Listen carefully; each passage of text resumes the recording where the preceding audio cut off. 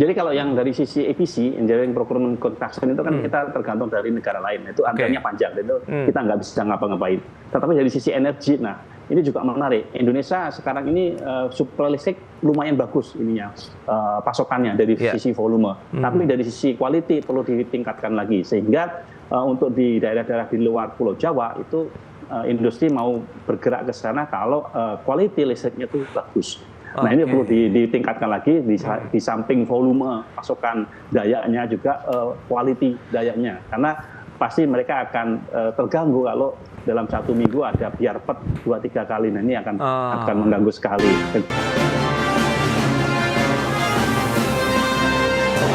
Bicara mengenai insentif yang akan diberikan lagi begitu oleh pemerintah di tahun 2026 begitu, apakah akan sama polanya dengan tahun 2025 atau Anda butuh inovasi baru yang bisa menjadi booster juga nih untuk industri pengolahan? Karena tadi lihat kontribusinya terhadap PDB juga ternyata naik terus, PMI kita juga sudah mulai membaik dan sudah saatnya juga kita ya menjadi tuan rumah di negeri sendiri untuk industri yang bisa terserap juga oleh market di dalam negeri nih Pak Fajar.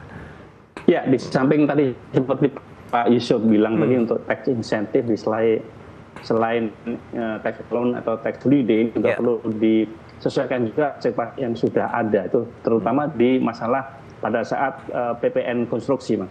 Jadi kan sekarang ini rata-rata kalau kita bangun pabrik itu kalau dulu cuma butuh waktu 3 tahun, sekarang di atas 5 tahun, Mas. Padahal PPN itu berlaku setelah 3 tahun dimulainya peletakan batu pertama. Nah ini pada saat tahun keempat kita masih membangun, belum menghasilkan apa-apa, kita harus membayar PPN yang menjadi tanggung jawab kita. Nah ini kalau bisa itu direlaksasi, diatur kembali, disesuaikan dengan kondisi terkini terhadap rantai pasok barang-barang engineering tadi. Karena selama ini untuk membangun pabrik itu antriannya cukup panjang dan logistik betul tadi lebih lama lagi, sehingga beberapa aturan pajak harus disesuaikan dengan kondisi terakhir, baik itu dari sisi ragam demand di pasar maupun dari sisi teknologi gitu, Mas. Ya, tapi bukankah pemerintah juga kan tengah fokus untuk bisa meningkatkan investasi, dan kita tahu juga Kementerian Investasi dan Hilirisasi juga sudah menyampaikan tren investasinya naik terus loh Pak Fajar. Kemudian apakah ini juga seiring dengan perbaikan dari infrastruktur, ekosistem seperti yang Anda sampaikan, dan logistik juga, atau bagaimana sih? Atau memang lebih cepatan arus investasi yang masuk tapi belum didukung dengan kebutuhan ataupun percepatan untuk pembangunan infrastrukturnya, perbaikan logistiknya, atau bagaimana nih Pak Fajar? Jadi kalau yang dari sisi EPC, Engineering Procurement Construction itu kan kita tergantung dari negara lain. Itu antriannya panjang, itu kita nggak bisa ngapa-ngapain.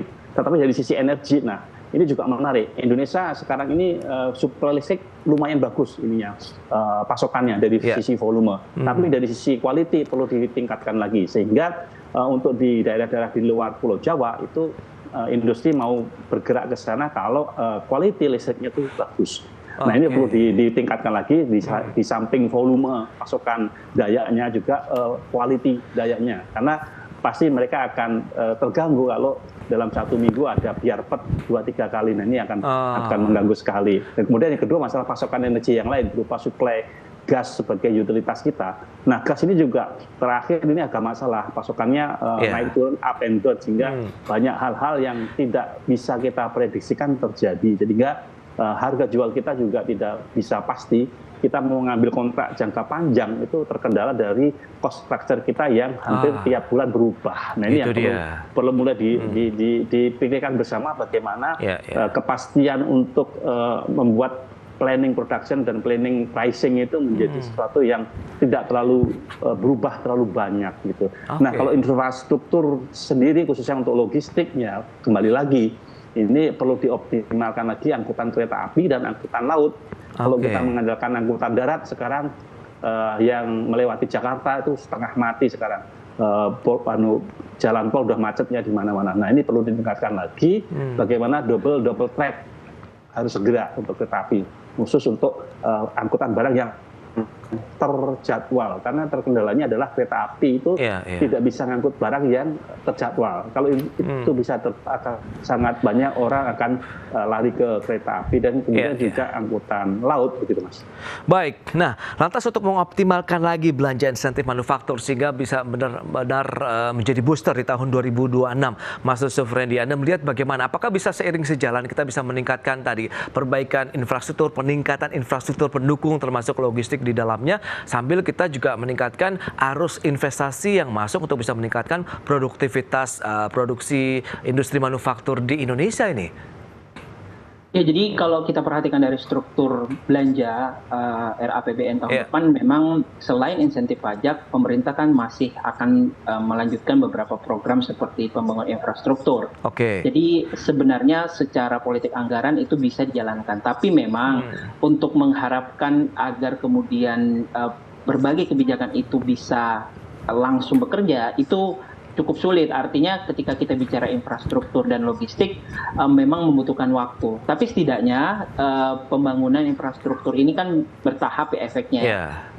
Beberapa infrastruktur kan juga sudah mulai jalan hasil dari pembangunan pemerintah periode sebelumnya.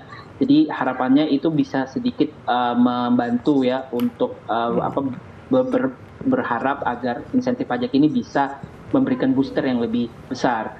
Dan saya pikir tadi masukan-masukan yang sudah diberikan oleh Pak Fajar selaku perwakilan gitu ya dari pelaku usaha menjadi penting gitu ya, masukan mengenai jenis insentif spesifik yang dibutuhkan, kemudian juga jenis infrastruktur logistik yang dibutuhkan, itu saya kira perlu menjadi masukan yang diperhatikan oleh pemerintah agar kemudian kebijakan insentif pajak ini bisa menjadi booster untuk industri manufaktur di tahun 2026. Baik, berarti memang tantangannya masih ada, tapi masih ada peluang untuk kita bisa meningkatkan lagi.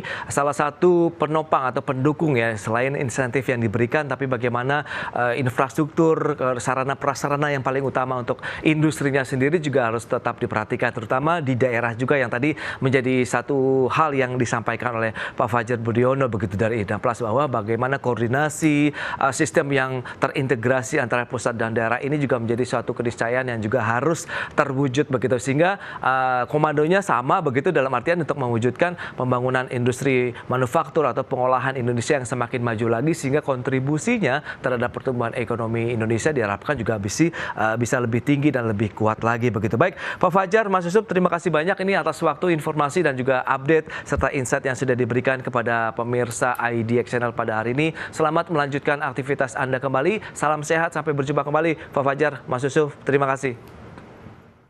Terima kasih Mas Yusuf. Terima kasih Bapak Fajar. Baik pemirsa, 1 jam sudah saya menemani Anda dalam market review, dan perbaharui terus informasi Anda hanya di IDX Channel, your trustworthy and comprehensive investment reference. Karena urusan masa depan harus di depan, aku investor saham. Saya Prasetyo Wibowo beserta seluruh kerabat kerja yang bertugas pamit undur diri. Terima kasih, sampai jumpa.